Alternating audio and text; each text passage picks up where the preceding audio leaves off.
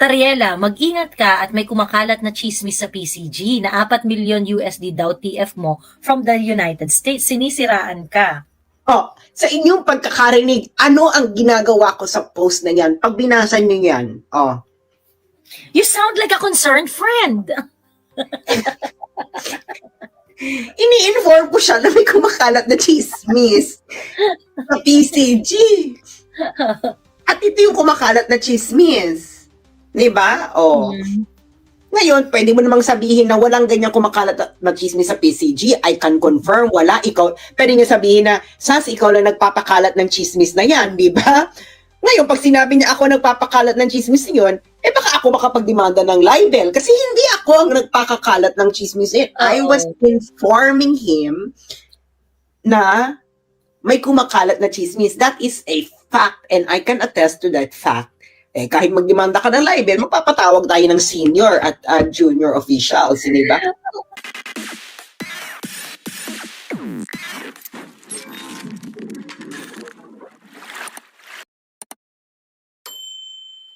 Sinabi ko ba na tumatanggap siya? Sinabi ko ba nung mga nakabasa, sinabi ko ba binayaran ang TF niya sa Amerika ay 4 million US dollars? Hindi ko yan ang sinabi ko. Ang sinabi ko, mag-ingat siya dahil may kumakalat na chismis sa Philippine Coast Guard sa mga kasamahan niya na 4 million US dollars ang TF niya sa United States. So, ibig sabihin may naninira sa kanya. Sabi ko, mag-ingat ka. Tapos, imbis na anuhin niya, sinabi ba niya na walang kumakalat sa PCG? Meron! Hindi lang ako nakakaalam noon, no? Hindi ba? Sabi ni Brian Rivera, chismis, mahilig talaga kayo sa chismis. Well, kasi wala nasasabi ng totoo sa gobyerno eh. Oo. No, hindi na magiging chismis lahat. Oo. Well, yun ang chismis na kumakalat sa PCG. May naninira sa kanya. Dapat maging maingat siya kasi baka may maraming naiinggit sa kanya sa PCG. Oo. Yung pagiging bangag ni BBM, ayaw matapos-tapos na chismis. Ayaw magpa-drug test eh. Ayaw rin naman i-deny ni Amy Marcos. Ayaw rin naman i-deny ni Amy Marcos. Ang mga nag-i-deny lang naman na gumagamit si BBM. Yung mga fans niya na sino ba kayo sa buhay ni BBM? Oo. Well, ang pinakamatinding denial dyan, yung brad ko, si Benhur Abalos. Habang, dinideny niya habang gumagano'n yung bibig niya. Hindi ba? So, ayun na naman na kay Tariela. Ako naman, ikaw ba, Joey? Halimbawa sinabi ko, Joey, nag-post ako, Joey, mag-ingat kasi may kumakalat na chismis na na nagnakaw ka daw ng ganito. Diba, that's a warning. Wina-warningan kita na may kumakalat na ganyan na chismis. Hindi ka naman kilala si Tariela. Hindi ko alam ng number niya. Hindi kami magkasundo. Pero ako'y concerned sa kanya na may kumakalat na chismis sa PCG na ang TF niya sa mga are 4 million US dollars. Diba? May nag-text pa nga sa akin, hindi nga lang daw 4 million. So parang, ano ba yan? Dapat ampatin mo ang tunay na source niyan. At sa loob nga yan ng Philippine Coast Guard. Malay ko ba ako nung kumakalat sa Philippine Coast Guard, nakarating lang naman sa akin. Diba? Dapat ang sisihin niya. Ang sisihin niyan is yung mga parehong senior niya. Parehong senior mo, Tariela, saka junior mo. Sila yung nagpapakalat, hindi ako. Warningan lang kita. Ano reaction niya kasi? Itanong mo, ano bang basahin mo raw sa X? Sige, teka, ito na.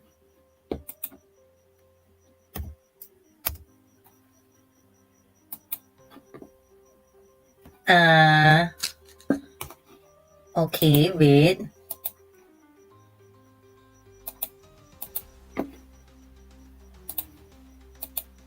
Ito. Ayan, J. Tariela. Unang-una sa search list ko si J. Tariela. Ito. It is truly outrageous and comically how my image has transformed from that of a CIA agent to a warmongering PCG officer and now to a recipient of a talent fee of $4 million from the US. I usually do not engage. Ay, ang haba pala ng ano niya. Ayan. Haba pala ng kinembot niya. Teka, tanggalin ko tong ano ni, ayan. I usually do not engage in conversations of a low level, but I have realized that it is necessary to expose how these individuals do not hesitate to fabricate lies in order to undermine my credibility as the PCG spokesperson. Hindi naman siyang PCG Hindi ka naman spokesperson! Oo, hindi ka naman PCG. Di ba hinamon-hamon na siya ni Ambassador Bobby Tiglao na sige nga ilabas mo nga yung paper mo na nagde-designate sa'yo na PCG spokesperson ka. Sabi niya, my hope is that they recognize the limitations of their constitutional rights. Decency is really difficult to expect from these people. Pero, and then, ituloy-tuloy mo nga. Ituloy-tuloy mo. Ito, sabi, as a PCG spokesperson which sheds light on Chinese provocative actions, bullying tactics, and aggressive behavior in the West Philippine Sea. Oh my God. Wala kang kredibilidad sa mga ginagawa mong ganun eh. Oo, and then sabi niya, my hope is that they recognize, sige tuloy mo. My hope is that they recognize the limitation. Hindi, ito muna. I personally do not know Alan Troy Rogander Sasot and the self-proclaimed, grabe no. Ano talaga siya? Ano talaga siya, no? Oo. Diba? Galit na mo. Usok ang ilong niya. Sa mga kababayan, sa sinabi niya ni Tariela, ano ang wala?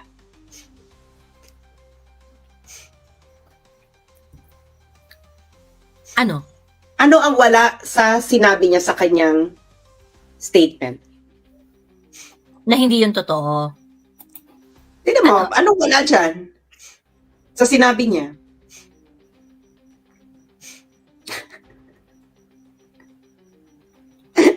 That it's not true. Oo, wala siyang sinabi na walang ganyan kumakalat na chismis sa PCG. Hindi yan, at kung may kumakalat ba, hindi yan totoo. Ikatlo, you challenge the people. If you like, I am willing to submit myself and my entire family to a lifestyle check. So ano ginawa yan dito? Nang insulto lang. Yung reply, correct. Ang ano niya, nang insulto, well, kasi ang sinabi niya, outrageous and comically low how his image has transformed from CIA agent. But there is no a categorical statement that these allegations are untrue.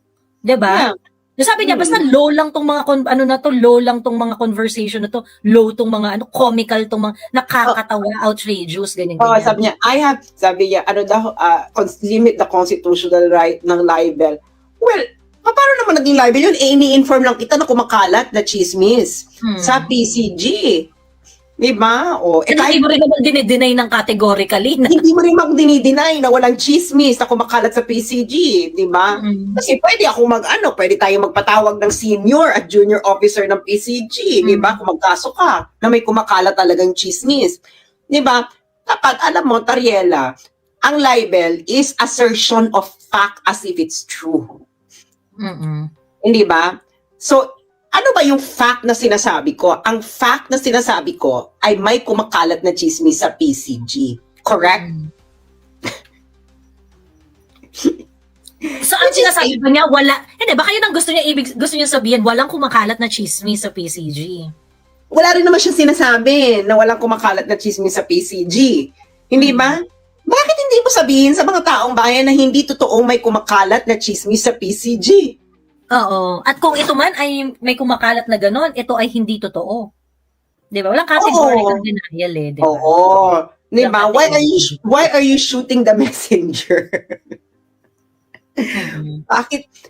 Bakit hindi yung mga kasamahan mo sa PCG ang iyong sisihin? Oo. Teka, why is he not answering or ano, no? Why, sabi ni Tita Itz dito, Powell must have been appointed or deputized for an official role to be able to wear that uniform legally. To me, that is the real issue, di ba? I mean, wala ba siyang ano rin? Wala siyang comment dyan? Kasi siya yung siya yung kasama niya dyan sa ano sa West Philippine Sea, ano yun, yung assertive transparency kinembo. Sabi ni Dito Pasisiil, hinahamon ka atas maglabas ka daw ng ebidensya. Well, pwede ako maglabas ng ebidensya, pero wag niya kakasuhan yung mga nagpapakalat ng chismis sa loob ng PCG. Nag-gets niyo ba ang claim ko? Ang claim ko is may kumakalat na chismis sa PCG. That is the fact. Now, meron talagang ebidensyang kumakalat na chismis sa PCG. Nakarating nga sa akin, nakarating kay Ana. Nandito pa yung isa, papakita ko. Bakit? Nakakaloka si Prof. Ana rin, ano? Si Prof. Ana rin ay nakapagsabi din sa akin. Tapos, kasama pa si retired General Orlando De Leon. Oo.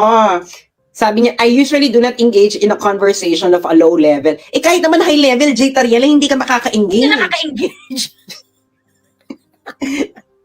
Di ba? Kahit naman low level o high level, hindi ka nakaka-engage. Ang tanong kasi niya, sinahaba-haba ng sinulat mo, wala kang denial. Oo. Di ba? Wala kang denial. Remember, di ba basahin mo yung sinulat ko, Joey, para marinig ng mga tao. Ito. Tariela, mag-ingat ka at may kumakalat na chismis sa PCG na 4 million USD daw TF mo from the United States. Sinisiraan ka. Sa inyong pagkakarinig, ano ang ginagawa ko sa post na yan? Pag binasa nyo yan, You sound like a concerned friend. Ini-inform ko siya na may kumakalat na chismis sa PCG. At ito yung kumakalat na chismis. Diba? Ngayon, pwede mo namang sabihin na walang ganyan kumakalat na chismis sa PCG. I can confirm, wala. Pwede niya sabihin na, Sas, ikaw lang nagpapakalat ng chismis na yan, diba? Ngayon, pag sinabi niya ako nagpapakalat ng chismis yun, baka ako makapagdemanda ng libel. Kasi hindi ako ang nagpakakalat ng chismis yun. I was informing him na may kumakalat na chismis. That is a fact and I can attest to that fact. Kahit magdemanda ka ng libel, magpapatawag tayo ng senior at junior officials, di ba? Oo, totoo. Actually, I was about to say this Yung kaya nabubusutan kay Tariela. Parang, hindi mo kilala si Sas. Ang pangalan niya dun sa post for the motherland, Sas Rogando Sasot. Pero ikaw, nirefer mo siya dun sa legal name niya. Parang... Hindi ka kilala. Ewan ko sa'yo, Tariela. Nakakaloka, di ba? Hindi ako kilala ni Tariela, pero ang ginamit niya. Alam niya yung legal name mo. Actually, mga kababayan, legally changed na po ang pangalan ko to Sas Rogando Sasot. So, wala na yan. Parang, it's no longer the name that I use in my official document. So, okay. So, that name is dead. Kumbaga, napalitan mo na rin. Well, pwede mo pa rin siyang gamitin because it's historical. Wala naman sa akin yun, no? Ang ganda-ganda ng pangalan ko, no? Kaysa naman binigay sa'yo ng pangalan ng nanay mo, J. Parang, there are millions of J in the world. Hindi ka niya masyadong hindi ka man lang yung pinaghandaan, pinag-isipan yung pangalan mo. I really don't care, no? It's a beautiful name. My God. Yung mga lalaki ko nga, pag nalalaman ng aking birth name, sabi, ang ganda-ganda pala ng pangalan mo. So, carry lang. Pero yun yung nakakaloka. Hindi niya ako kilala. Pero yung birth name ko yung ginamit. Parang, diba? Tapos at this point, kumbaga, yung name mo na yun, kumbaga, historical na lang yun. It's historical. Yeah, it's historical. Parang, I mean, maiinsulto ko na lang Jay Tariela Sablay pa. Tapos, sabi niya, however, if you examine their social media posts regarding the WPS, you might come up with a hypothesis why they are resorting to such tactics. I mean, what are you insinuating? Diba, Jay Tariela? Well, exactly for this reason, kasi pagka kunwari, yung ganito mong mga, you think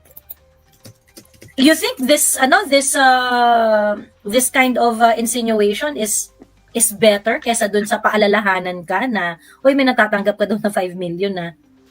'Di ba? Di ba pinagagagawa nyo rin yan na nung meron kayong listahan kuno ng mga iniimbestigahan, yung mga ganun-ganon.